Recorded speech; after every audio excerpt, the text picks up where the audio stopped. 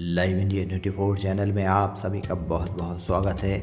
आज की वीडियो में हम जानते हैं भगवान शिव और गंगा मैया के अवतरण की कहानी। धार्मिक स्थलों और शिवालयों में हम देखते हैं कि भगवान शिव की जटाओं में अमृत जल की धारा दिखाई देती है। आखिर कौन विराजमान है भगवान की शिखाओं में? कैसे हुआ इस अमृत धारा का भगवान की शिखाओं में वास? भगवान शिव के भक्त भगीरथ कौन थे और उन्होंने गंगा मैया को धरती पर बुलाने के लिए क्यों कई वर्षों तक तपस्या की थी? कपिल मुनि कौन थे और उन्होंने राजा सगर के 60,000 पुत्रों को क्यों भस्म कर दिया था? ऐसे ही कई सवालों को जानने के लिए लाइव इंडिया 24 चैनल पर देखते हैं भगवान शिव की जटाओं और माता गंगा के पृथ्वी पर अवतरण की अनोखी कहानी। कौन थी गंगा मैया? धार्मिक कहानियों के अनुसार भगवान विष्णु ने वामन अवतार लेकर तीनों लोकों को अपने 3 पगों से नाप दिया था। इसी दौरान उनके चरणों से उछलकर जल ब्रह्मा जी के कमंडल में जा पहुंचा। भगवान ब्रह्मा के कमंडल में समाये इस जल से उनकी पुत्री गंगा का जन्म हुआ। भगवान ब्रह्मा की पुत्री गंगा का वेग अत्यंत तीव्र था।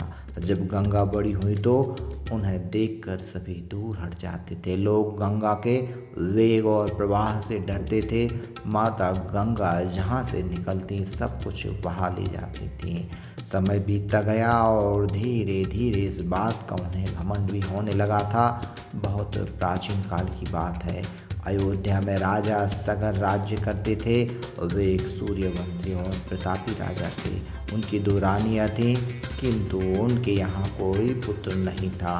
उन्होंने कठिन व्रत कर पुत्र प्राप्ति के लिए यज्ञ किया, जिससे उन्हें एक रानी से 60,000 पुत्र हुए और दूसरी रानी के यहाँ 1 पुत्र हुआ।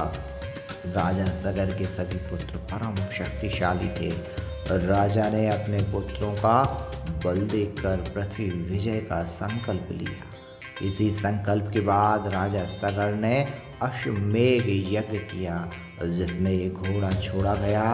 राजा सगर के घमंड और 60,000 परम शक्तिशाली पुत्रों की फौज देखकर इंद्रदेव को डर सताने लगा कि पृथ्वी विजय के बाद कहीं स्वर्गलोक पर भी आक्रमण न कर दें राजा।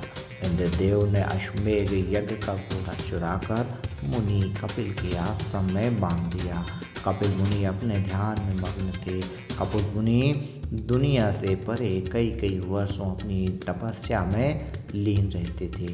तभी राजा सगर के पुत्र यज्ञ के अश्व को खोजते हुए मुनि के आश्रम में जा पहुँचे। मुनि को अश्व का चोर समझते हुए उन्होंने अपनी शक्तियों के अहंकार में आकर तपस्या में लीन कपिल मुनि पर चारों तरफ से आक्रमण कर दिया, जिससे उनकी तपस्या भंग हो गई और तंद्रा टूट गई। वर्षों से तपस्यारत कपिल मुनि की नज़रों का तेज राजा सगर के 7,000 पुत्र एक क्षण नहीं बर्दाश्त कर सके और भस्म हो गए। जब यह खबर राजा के पास पहुंची तो उन्हें अपनी गलती का एहसास हुआ। उन्होंने मुनि से क्षमा प्रार्थना कर पुत्रों का अकाल मृत्यु के पश्चात इस योगिनी से मुक्ति का मार्ग पूछा। तब मुनि ने बताया कि जहाँ उनको भस्म किया गया है उस स्थान पर गंगा जल की छिड़कने से उनकी आत्मा पवित्र और मुक्त हो जाएगी। इतना कहकर वे पुनः अपने ध्यान में मग्न हो गए। समय बीतता गया। राजा सगर के वंश में राजा भगीरथ हुए। जब उन्हें पता चला कि उनके पूर्वजों की आत्मा प्रेत योनि में अभी भी भटक रही है तो उन्होंने उन सभी पूर्वजों की मुक्ति का संकल्प लिया। परिजनों और ऋषियों से राजा भगीरथ को ज्ञात हुआ कि गंगा जल के छिड़कने मात्र से कुल के पूर्वजों की मुक्ति मिल सकती है। भगीरथ ने भगवान ब्रह्मा जी की कई वर्षों तक घोर तपस्या की। भगीरथ की तपस्या से खुश होकर ब्रह्मा जी ने अपनी पुत्री गंगा को धरती पर आने की प्रार्थना स्वीकार कर ली। यह बात जब गंगा को पता चली तो उन्होंने कहा कि मेरा प्रवाह और वेग इतना तीव्र है कि पृथ्वी का अस्तित्व समाप्त हो जाएगा।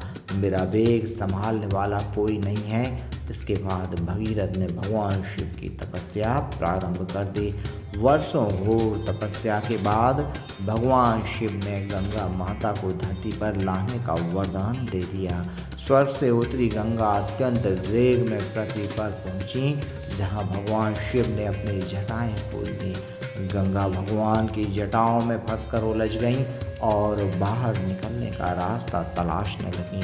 गंगा जी का भगवान शिव की शिखाओं में अस्तित्व खोने लगा। उनका घमंड चूर चूर हो गया। भगवान शिव से उन्होंने क्षमा प्रार्थना की और भगवान के लिए मार्ग मांगा।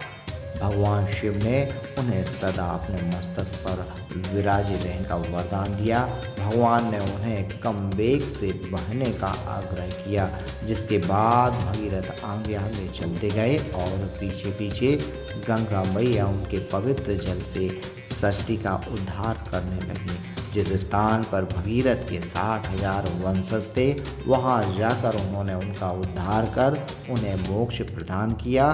तब से माता गंगा पृथ्वीवासियों का उद्धार कर रही हैं। इसलिए गंगा मैया को ब्रह्मपुत्री और भगीरथी भी कहा जाता है।